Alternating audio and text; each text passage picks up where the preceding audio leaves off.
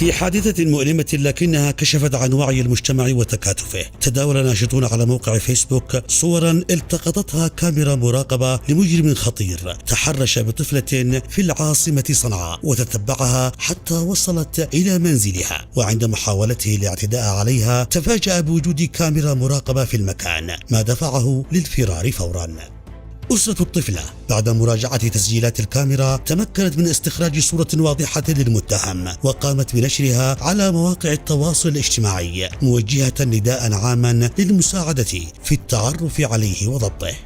تفاعل كبير من الشارع اليمني حصل فور انتشار الصورة، ما أدى إلى نتيجة سريعة وغير متوقعة، إذ أعلنت مصادر من بينها المحامي المعروف وضاح قطيش عن القبض على الجاني. وفي منشور له على صفحته في فيسبوك كشف قطيش أن أسرة المتحرش نفسها كان لها دور كبير في تسليمه، حيث اقتادوه فوق سيارة خاصة إلى منزل والد الطفلة وخيروه بالتصرف كما يشاء، فاختار والد الطفلة تسليمه إلى قسم شرطة المجمع الصناعي بشارع بغداد بالعاصمة صنعاء، حيث استلمه المسؤول الأمني وأفراد الأمن، وتم إيداعه السجن لاستكمال الإجراءات القانونية مع جمع الاستدلالات وإحالته بعدها للنيابة المختصة.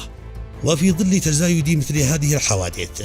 نجدد الدعوة لكل الأسر اليمنية لتركيب كاميرات مراقبة، لا لحماية منازلهم فقط بل لحماية أطفالهم وكشف كل من تسول له نفسه المساس بأمن وسلامة المجتمع. وتحية شكر لكل من شارك في نشر الصورة أو تفاعل أو تحرى، ولكل من ساهم في القبض على هذا المجرم، فبفضل هذا التكاتف نستطيع جميعا أن نصنع بيئة أكثر أمانا لأطفالنا.